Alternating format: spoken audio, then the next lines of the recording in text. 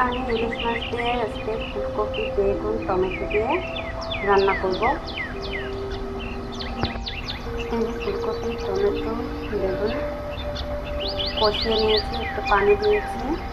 এখন ইলিশ মাছটাকে আমি হালকা ভাজা দিয়ে তারপর দিব। তেলটা গরম হয়ে আসছে, যে মাছগুলো আমি দিয়ে দিচ্ছি।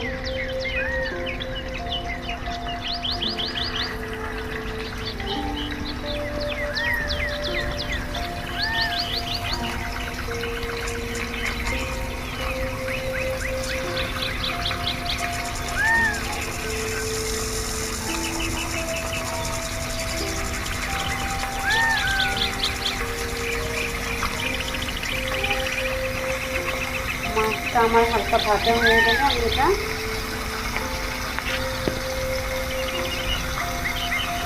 নামিয়ে নেব।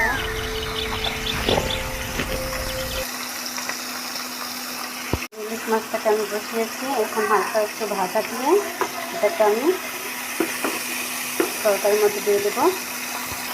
আমার একটু হালকা ভাজা হয়ে গেছে, এখন আমি তরকারির মধ্যে দিয়ে দেবো। এই যে মাছগুলো আমি দিয়ে নিচ্ছি।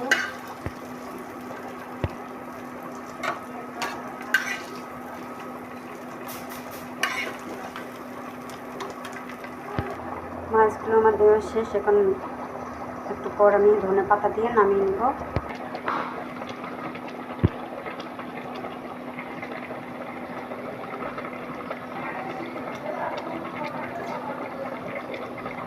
ধনে পাতা দিয়েছি, নামিয়ে নেব। এখন শীতের তরকারিতে যদি ধনে পাতা না হয় স্বাদই লাগে না।